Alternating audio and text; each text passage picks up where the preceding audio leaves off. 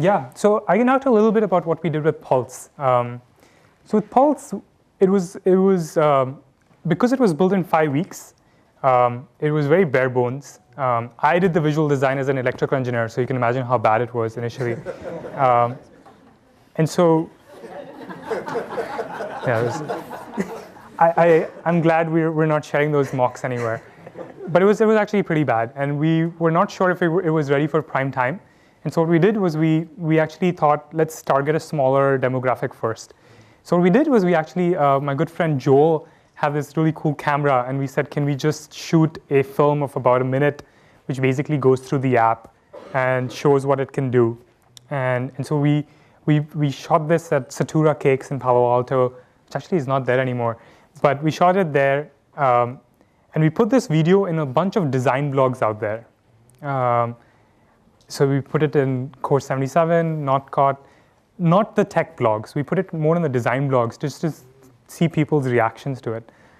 And more design blogs picked up that video.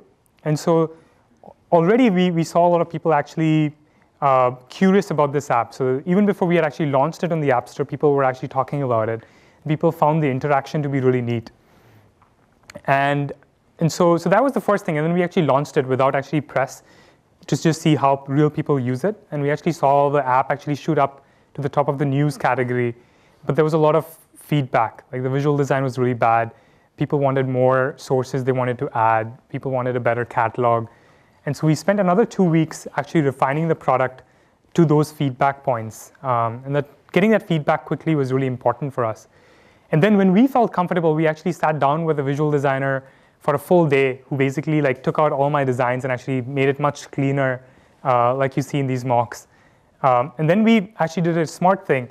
We actually made another video, but in this video, we actually focused on sources that we wanted to cover us. So we focused on we had TechCrunch in there, we had New York Times in there, we had a bunch of sources there in Pulse being used. And then we actually emailed TechCrunch and said, see, TechCrunch is featured in this video. We emailed New York Times and said, you're featured in this video. This is a new product that Stanford students have built. You guys may want to cover us. Simple. And then they picked up that video. So TechCrunch actually wrote about it. They wrote about it, and then we actually shot to the top of the App Store overall, not just the news category. And then New York Times picked up because they said, well, there's a class project that's suddenly in the top of the App Store.